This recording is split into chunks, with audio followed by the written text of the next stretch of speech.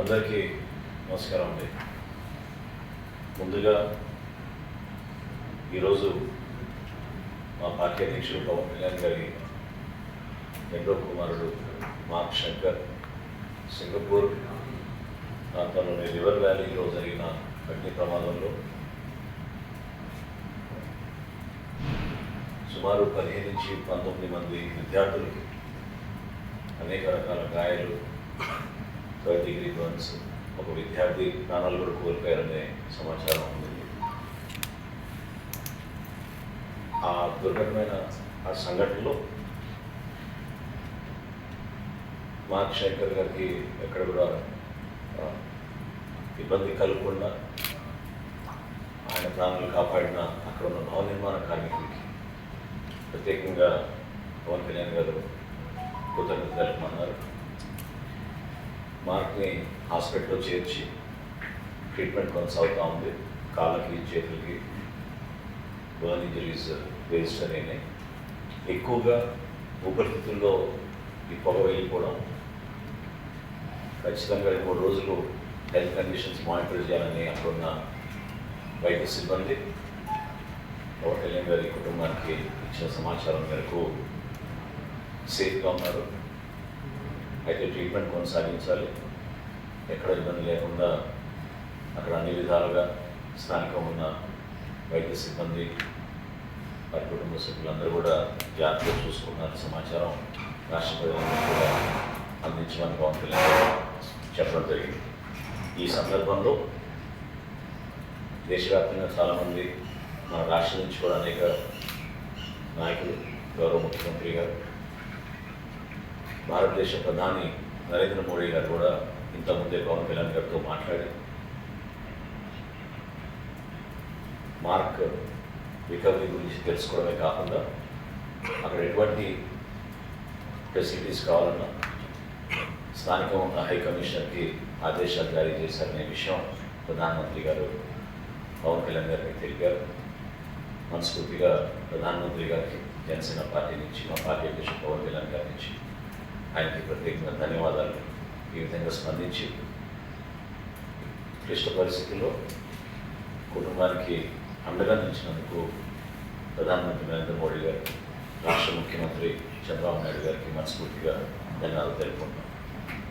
Mark condition డెఫినెట్గా out of the ఇబ్బంది లేదు, ట్రీట్మెంట్ కొనసాగించాలి. ట్రీట్మెంట్ అప్డేట్స్ వచ్చిన తర్వాత తప్పకుండా మీ అందరికీ కూడా మా పార్టీ వర్గాల నుంచి మీకు సమాచారం ఎప్పటికప్పుడు అందిస్తూనే ఉంటాం.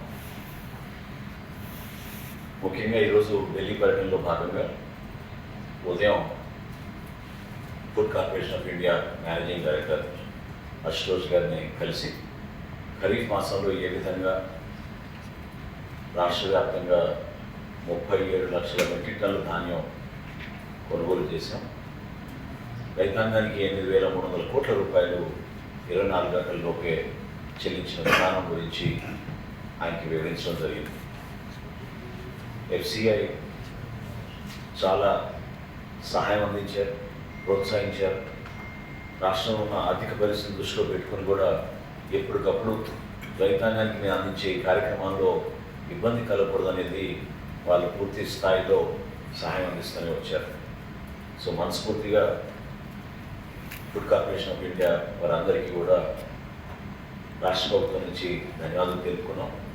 అదేవిధంగా రాబోయే రబీ మాసంలో మరొకసారి ఏ విధంగా రైతాంగానికి ఆదుకునే విధంగా మేము కార్యక్రమాలు చేపట్టాము, ఏ విధంగా రైస్ మిల్లర్స్ తోటి కలిసి ఎక్కడ కూడా రైతాంగానికి నష్టం కలగకుండా, ఇబ్బంది కలగకుండా మేము ఉపయోగించే టెక్నాలజీని ఆయనకి వివరించడం జరిగింది. గిఫెన్ల విషయంలో కానివ్వండి, తేమ శాతం రిజిస్టర్ల విషయంలో కానివ్వండి, GPS డివైసెస్ ఏర్పాటు చేయడం విషయంలో కానివ్వండి, KYC ద్వారా రైతాంగానికి ఏ విధంగా మేము ఈ కార్యక్రమం చేపించాము అవన్నీ కూడా ఆయనకు అందించి వివరాలు చెప్పడంతో ఖచ్చితంగా భారతదేశంలో ఆంధ్రప్రదేశ్ మార్గదర్శకంగా నిలబడాలని, మేము చేస్తున్న కార్యక్రమాల్ని ఇతర రాష్ట్రాలతో కూడా పంచుకునే విధంగా రాబోయే రోజుల్లో మా సెక్రటరీ కమిషనర్ గారు సౌరభ్ గౌర్ గారికి, మానసరి గారికి ఆయన ప్రత్యేకంగా ధన్యవాదాలు తెలిపి ఇతర రాష్ట్రాలు కూడా ఇది చూసి నేర్చుకునే విధంగా ముందుకెళ్లాలనే సూచన ఆయన చేయడం జరిగింది. వీటితో పాటు మిల్లర్స్ అందరూ కూడా కోరుకుంటున్న రేట్ మూమెంట్ అది ఎప్పటికప్పుడు CMR డెలివరీస్ జరిగే విధంగా ఎక్కడ కూడా జాప్యం జరగకుండా పూర్తి స్థాయిలో సహాయం అందిస్తామనే భరోసా కల్పించినందుకు మనస్ఫూర్తిగా ఫుడ్ కార్పొరేషన్ ఆఫ్ ఇండియా అధికారులందరూ కూడా రాష్ట్ర ప్రభుత్వం తరఫు నుంచి ధన్యవాదాలు తెలుపుకుంటున్నాం.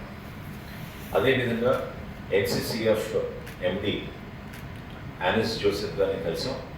రాబోయే రోజుల్లో గౌరవ ముఖ్యమంత్రి గారు ఏ విధంగా కోరారు రాష్ట్ర వ్యాప్తంగా మేము మిల్లెట్స్ అదేవిధంగా ఒక మార్పు తీసుకొచ్చే విధంగా రాగిని ఎక్కువగా మనం ప్రోత్సహించి ఆరోగ్య సమస్యలు ఎవరికి రాకుండా ఎక్కువ మంది కోరుతున్నారు కాబట్టి బెనిఫిషియర్స్ అందరికీ కూడా రాగిను మిల్లెట్స్ జోవార్ అందించే విధంగా ఒక కార్యక్రమం చేపడదాం అనే విషయం పైన చర్చించాం.